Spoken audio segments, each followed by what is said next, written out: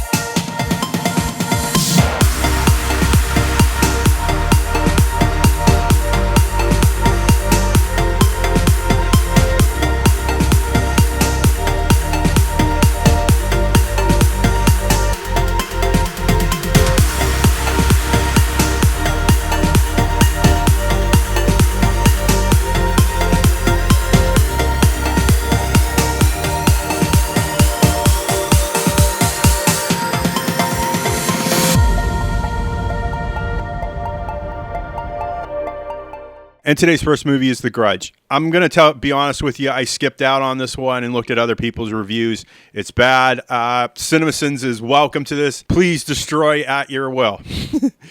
And I can't really take Grudge movies seriously after Scary Movie 4. It's just not scary to me, and it gets too stupid ridiculous. And aren't you tired of remakes of Japanese horror films? Watch the original. It's more scary than this one, probably. And Hollywood. Stop it. Get some help. DVD, theater, all pass. And that's my few thoughts on that. And our next movie is Cats. I felt like I had a brain aneurysm watching this. It's an hour and 50 minutes of pure brain aneurysm. Directed by Tom Hooper. Basically, it's T.S. Eliot's poetry set to Andrew Lloyd Webber music. You know, Old Possum's Book of Practical Cats. And there's still no plot to that. And there is no plot to the play Cats. And there never will be. And this film thoroughly embraces that. They bring out Judi Dench for this. And dear gosh, she is a national treasure. And the floaty face thing that they swear they fixed in the new update, Cats version 2.0, doesn't make it any better. I'm going to spoil the plot for you pretty much. This is how the story goes. You are a cat. You sing about what you do and who you are. B, DTFE is all get out, where you're just waiting for the adult stuff to kick in, and that doesn't happen, and nothing happens, and then you go away. It's definitely a TV watch because it has those songs that you remember, like Memory and Rum Tum Tugger and all that stuff. But above that, it's definitely just background noise. Theater watch. I am not going back to see this in a theater. You could not pay me to go back to see this in a theater. And as for a DVD buy, I'm not paying to see Brain Aneurysm, the movie. And for our final movie of the day, Star Wars Episode IX, or is that 9? Yes, that's 9. My Roman numerals are a little rusty. I haven't had to use that kind of train of thought in a while. It is a PG-13 movie. It is 2 hours and 22 minutes of action, fantasy, adventure. It's got the action, fantasy, and adventure thing, but J.J. Abrams, when he's on, and when he's off. And as a director, I feel like he was off on this one. It felt really like he crushed the series down so quick and fast to try to fit it into 2 hours and 22 minutes. I just wish that George Lucas would be more active in the writing story part. But George Lucas has basically been cut out by Disney. They've removed him. And it's just really frustrating. The late, great Carrie Fisher's in this, which they used archival footage, which she seemed very weak through this movie, and it just felt like she was a ghost of herself and wasn't there, which I felt was Mark Hamill is good as Luke Skywalker, but he's the Jedi ghost thingy now, and he can still do things as a Jedi ghost, which I don't know if that's canon or not. Adam Driver is Kylo Ren. This movie, I feel like he came to an epiphany, and it felt rushed, and it just felt like it wasn't there.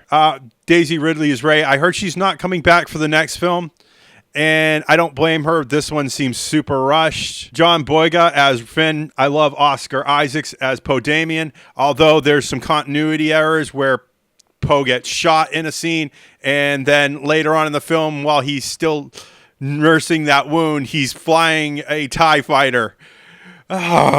And he's not injured, or at least not visually where you can tell that he's injured. You know what I'm saying? My thoughts on the film. It's very rushed. J.J. Abrams pushed made this very high-speed film. And there's a lot of good things happening here. The characters are lovable. We love Rey. We love Poe. We love Finn.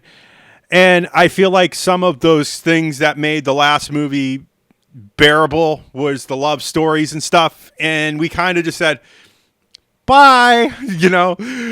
Those are in the last film, and now they're just sort of like casual acquaintances, like something has happened and no one's told us, where they rush through so many places, things and stuff, and nobody changes their clothes in this movie at all. So there's no progression of time. Rey doesn't change her outfit, and it feels like this happened maybe in a week's period of time or less. And that makes it very hodgepodgey because you don't have time to soak in scenery, take in planets. There isn't a lot of that stuff that makes a Star Wars film a Star Wars film. Those long, sweeping TIE fighter shots are super fast, super over super quick, and it just doesn't feel the same.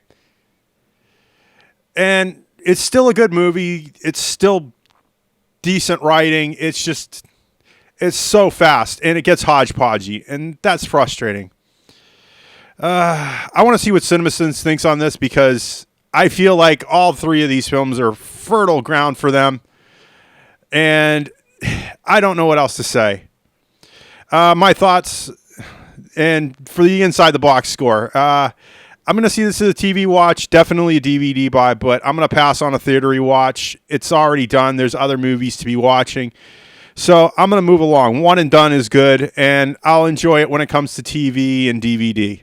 And that's my thoughts on the film. If you like what you see in here, make sure you click that like button. More likes means this video gets shared elsewhere, and that is ever so important now in the YouTube algorithm. All comments are 100% guaranteed response. I don't have to go into a spiel to tell you what that means. You write, I write back. We become YouTube friends. And I have to ask, I have an Amazon, I have a Patreon. It is not without your support that keeps this channel afloat. You do not realize how little I have to do so much. Thank you for your support last year, and thank you for your coming support in this year. And thank you for supporting my American dream. And with all that said, for a final time, because that's just a giant running joke on this channel, if you want to see more of this nonsense, make sure you click that subscribe button and that little bell icon. Ring-a-ding-ding. And I will see you all in the next movie review. Bye!